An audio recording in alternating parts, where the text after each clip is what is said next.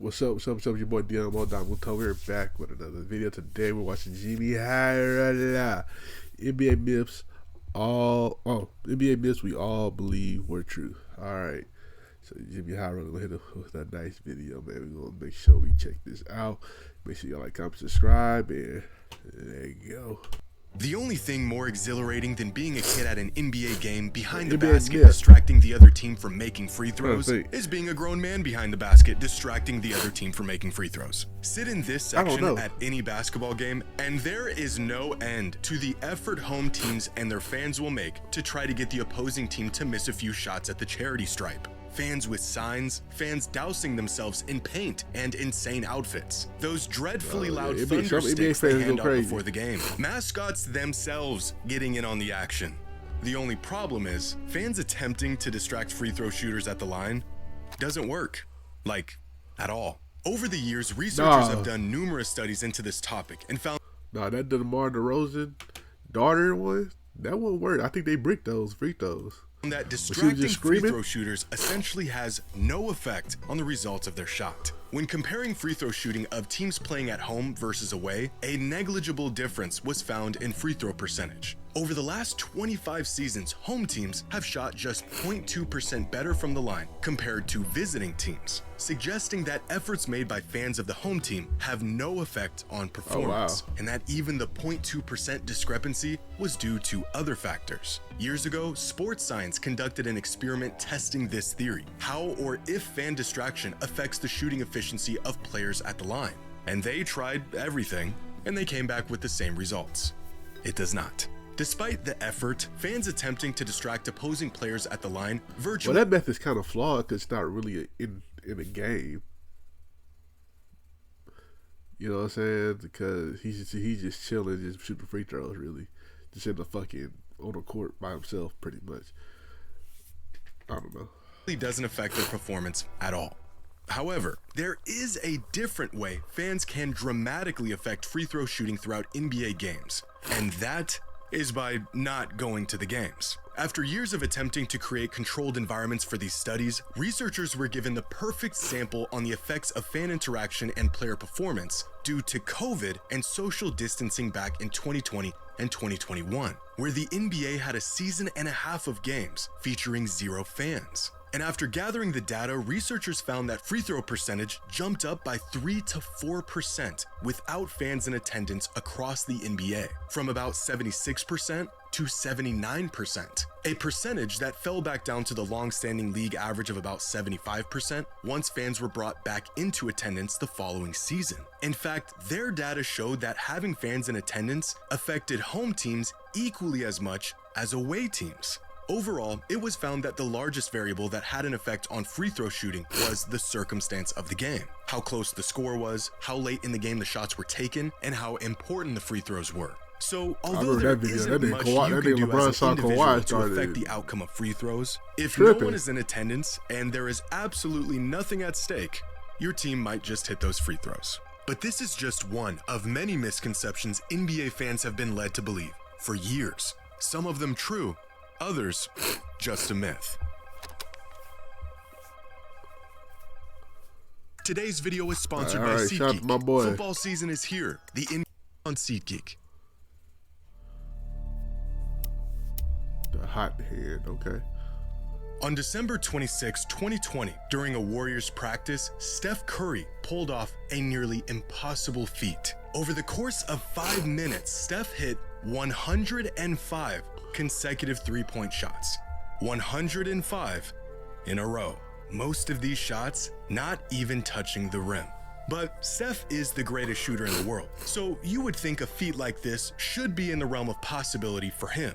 And technically, it is. If we assume Steph shoots about 95% from 3 in an empty gym during practice with no defense, the chances of him making 105 threes in a row is less than 0.5%. Wow. Possible, but there might be something else going on here. After this clip surfaced, many fans began speculating the hot hand theory, an old myth that a player who makes a sequence of shots has a greater chance of continued success in the subsequent attempts. And NBA fans will be the first to tell you that the hot hand is a very real thing. We've all seen the hot hand catch fire in real time, when a few good makes seems to be the direct cause of a few more good makes. If you've played basketball, you've probably felt this yourself.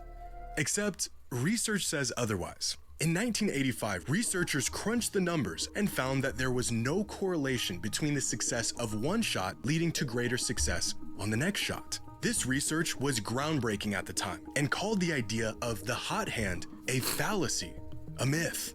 However, recently further research was done on this topic, a lot of research, and what they found was that the hot hand does in fact exist. Contrary to the research done in 1985, with the advent of modern technology, tracking data, and more detailed shooting logs, many studies have shown that when a player makes consecutive shots, the chances of their following shot going in actually does increase. Now, the results of each study are heavily dependent on the sample of players, with one sample seeing a 3 to 4% increase in shooting percentage in these hot hand moments, another sample of players getting an 8% boost in shooting percentage, and a third sample getting a 12% increase in shooting percentage after hitting 3 shots in a row as opposed to missing 3 shots in a row. Despite the variance in the overall effect of the hot hand, the results showed that there is a very clear correlation between making your previous shots and the expected outcome of your next shot. But in 2022, researchers at the University of Pittsburgh took this one step further by not just studying the shooting habits of players at practice in controlled environments, but actually gathering data from live games. After analyzing 170,000 field goal attempts in NBA games from the 2014 and 2015 seasons, pulling from play-by-play logs and player tracking, and comparing expected results against actual outcomes, they found that the hot hand was not only real, it had dramatic effects on the performance of certain players. Specifically, 30 players showed a statistically significant hot hand effect. After hitting 2 shots in a row, these players were 2.7% more likely to hit the third. After 3 straight makes, the boost grew to 4.4%. And after 4 straight makes, the likelihood of hitting the next shot jumped by nearly 6%. Their data also showed that the hot hand is not a constant around the league, but instead varies from player to player, suggesting that it's not about how good of a shooter they are or how well they can score, but rather how each player reacts psychologically after making or missing a shot. A phenomenon that was dismissed for decades, but those who've played basketball knew all along was a real thing. In general, research shows that the success of previous shot attempts does in fact increase the chances of success in the following attempts, proving the existence of the hot hand. 10 years ago, Klay Thompson set an NBA record by scoring 37 points in a single quarter. Even crazier is that he shot a perfect 13 for 13 from the field, 9 for 9 from 3, and hit both of his free throws. 37 points, 1 quarter, not a single miss. Based off of his shooting splits from that season, the chances of him pulling this off were about 0.002%. So either Klay Thompson was the luckiest man alive on that night, or his hands were on fire. That's crazy.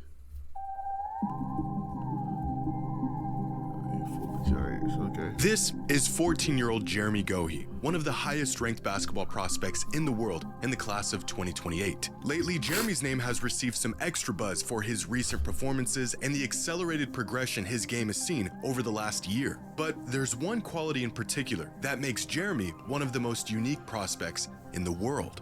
The fact that he is 7 feet 6 inches tall. Damn. A 14-year-old running around with kids half his size. And with each passing year, it seems that these larger-than-life prospects are becoming more and more common. Every other week, a new name popping up with a height next to it that looks like a typo. And many of these prospects aren't playing a traditional back-to-the-basket big. If I am blessed with a son or even a daughter, nigga, that's tall as fuck, hey, I'll be eternally grateful. You know what I'm saying? That loves basketball. Ooh, going out the hood. They're facing up, running in transition, and using skills that you would usually associate with wings, smaller players, and perimeter guys, which has led some fans to believe that at this rate, the NBA will one day be exclusively full of mega giants at every position in possession of skills they have no business having. But this idea that the NBA is heading towards being a league full of Victor Wembanyama's is a myth. at least for the foreseeable future. Finding players over 7 feet, let alone 7'6", with the tools to become serviceable NBA players is as rare today as it's ever been. In fact, finding 7-footers who can stay in the league at all is a difficult task. In 1990, 10.2% of all players in the league were at least 7 feet tall, and up until about 2010, they remained about 10% of the league. But then this number slowly began to fall. Each season, pure size playing less of a factor in the league. The market share big men once had began to shrink, eventually ending up where it is today, where 7-footers make up just 6.5% of the NBA. Nearly half of where it was 35 years ago, with every inch above 7 feet exceedingly more rare. The league featuring just 1 to 6 players 7'3" or taller at any given time for the last 3.5 decades, a rate that has not increased in recent years. Now, looking into the future, there is currently only 3 players taller than 7 feet on the 2026 NBA mock draft board.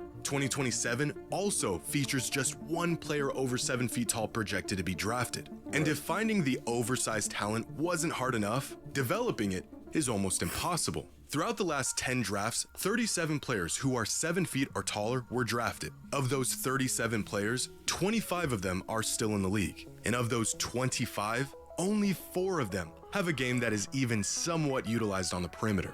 But this list includes every 7-foot draftee in the entire league. If we exclude players under 7'2", then a decade worth of supersized big man talent gets reduced to just 4 players. Now, at the moment, there are 339 players who are currently listed as NBA prospects through 2027. These are players who are either being scouted by teams across the league or have NBA potential according to analysts. Of these 339 players around the world, only 6 of them are at least 7'2". And of these 6, 1 of them is projected to be drafted. Regardless of what you see online, players with this size, let alone guard skills, are still extremely rare, and there are virtually none of them currently in the NBA prospect pipeline. So, no, the NBA will not be a league full of Wembys anytime soon. Yeah, 2K.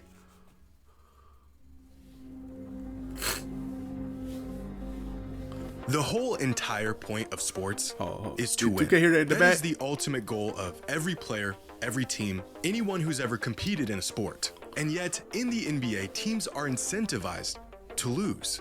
Well, not all of them, just the bad ones. Since the inception of the NBA draft lottery in 1985, tanking has been a common strategy to land top draft picks and potentially climb your way out of NBA irrelevance. If you're having a bad season, might as well make it a little bit worse to better your odds at getting a top pick in the draft. But the validity of tanking and if it actually works long term is still a topic of debate. Does blowing up an entire season or two really increase the chances of a team winning more games and contending for a title in the future?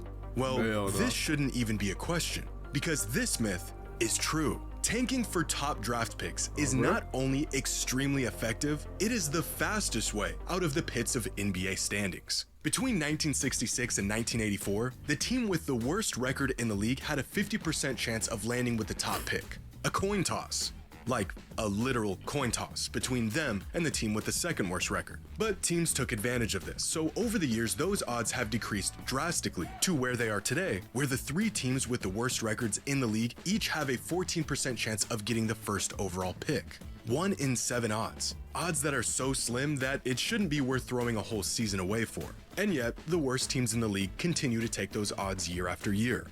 Because it works. From 2000 to 2020, the teams that landed with the number 1 overall pick in the draft averaged just 34.8 wins per season in the 3 seasons leading up to their tanking season. Then, of course, most of them tanked for that number 1 pick, averaging just 25 wins in those tanking seasons. But then they bounced back, averaging nearly 41 wins in the 5 seasons following their number 1 pick. A nearly 15% increase in wins from before winning the draft lottery to after winning it. But this boost in success doesn't just apply to teams who won the draft lottery, because here are the average records for teams who landed with the 2nd and 3rd overall pick in the draft. Teams who also saw a notable boost in wins after landing a top pick. In fact, on average, teams won 5 more regular season games per season in the 5 years following a top 3 pick in the draft. Now, where the real difference comes in is the playoffs, where teams who won the #1 overall pick in the draft lottery averaged just